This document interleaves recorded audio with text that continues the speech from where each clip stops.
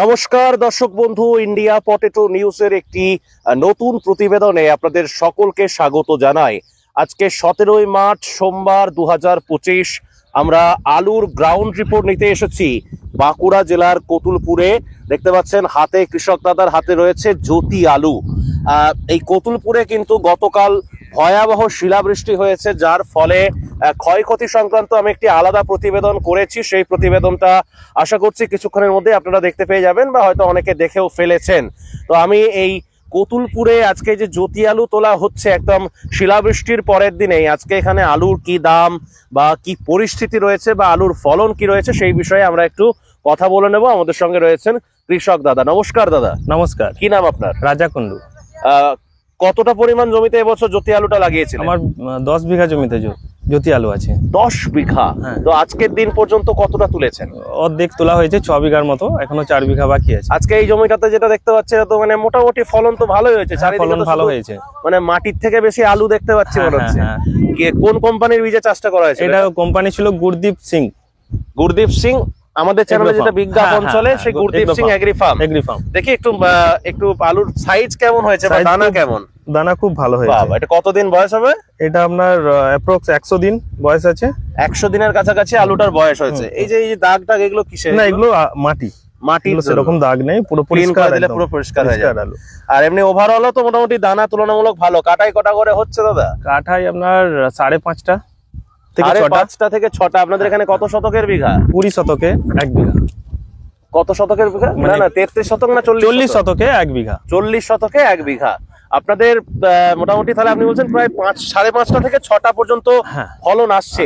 এবারে ফলনটা যেমন তেমন হোক, দামের বিষয়টা আসি। কি দামে বেচছেন আলুটা? দাম আজকের যে দাম, চাষির দাম 425 থেকে 30 টাকা মাঠের, যে ন্যাংটার দাম 50 কেজির বস্তা।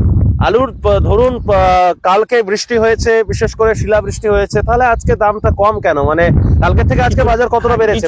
10 থেকে 20 টাকা বেড়েছে, মানে মাঠের দামটা বেড়েছে। আর এর সঙ্গে যে মানে চাষিকে, মানে আপনারা ধরুন ব্যবসায়ীকে কি দিচ্ছেন? মানে শুধু ন্যাকেড আলুটার দাম নাকি ন্যাংটা আলুর দাম? না, প্যাকেট আলাদা দাম। শুধু ন্যাংটা আলুর দাম 425 থেকে 30 টাকা। মানে আপনি ধরুন আলুটা শুধু জাস্ট তুলে দিচ্ছেন 425 থেকে 30 টাকা। আর ওই যে ধরুন দাদারা সেলাই করছে, প্যাকেট খরচ, এগুলো সমস্ত ট্রাক্টর খরচা সমস্ত আলাদা।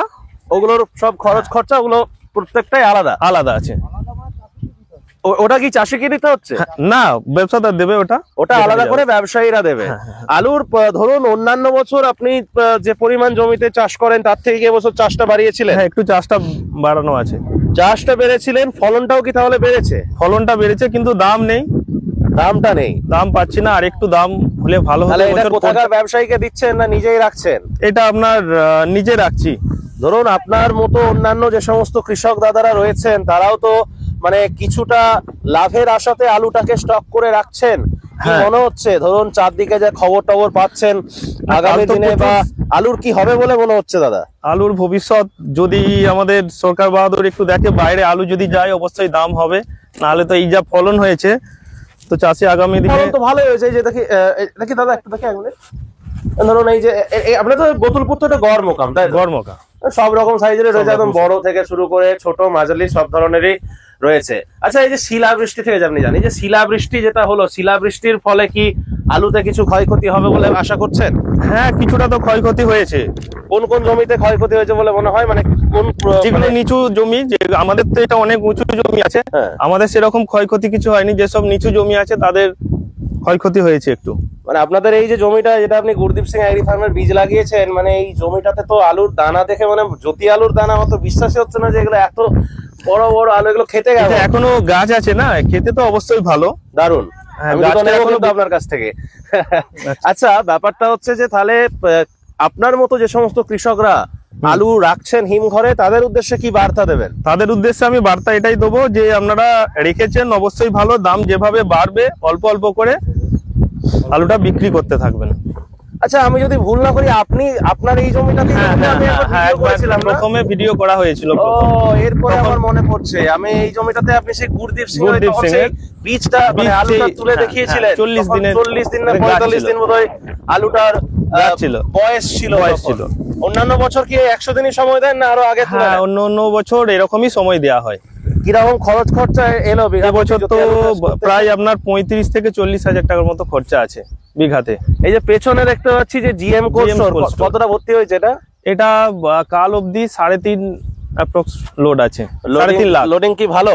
লোডিং ভালো, অন্য অন্য বছরের থেকে লোডিং খুব ভালো। চাবি পড়তে কতদিন লাগবে বলে মনে হয়? এখনো 4-5 দিনের মতো লাগবে, 7 দিন, 4-5 দিনের মতো লাগবে। হ্যাঁ হ্যাঁ। তো থ্যাংক ইউ দাদা। কি মনে হচ্ছে তাহলে, আশা করছেন মানে আরো কিছুটা তো এখনো তোলা নিজের বাকি আছে নাকি? নিজের বাকি আছে এখন, আর একটু তাহলে দাম ভালো দাম হবে, একটু ভালো আশা যাতে হয়েছিল, বৃষ্টিটা হয়েছে তো। হ্যাঁ হ্যাঁ, থ্যাংক ইউ দাদা, থ্যাংক ইউ। নমস্কার। আচ্ছা আমি একটা জিনিস জানেন, এই 425 থেকে 30 টাকা বললেন আপনাদের দাম, এটা মোটামুটি স্টোর পর্যন্ত পৌঁছাতে কত খরচা? আরো 7 থেকে 8 হাজার টাকা খরচা আছে গাড়ি, মানে 200 বস্তায় এখনো খরচা আছে, ওটা 7 থেকে 8 হাজার টাকা। মানে পয়েন্ট যেটা স্টোর ডেলিভারির দাম, সেটা কত হবে? ওটা 480-90 এরকম নাকি? হ্যাঁ। না, কত হবে ওটা? প্যাকেটে কত টাকা হয় বলুন না? ধরুন, হ্যাঁ 40 টাকা করে প্রতি প্যাকেটে নাকি? হ্যাঁ। 430, 470 টাকা, হিসাব তো সেটাই বলছে। হ্যাঁ হ্যাঁ। ঠিক আছে দাদা, থ্যাংক ইউ।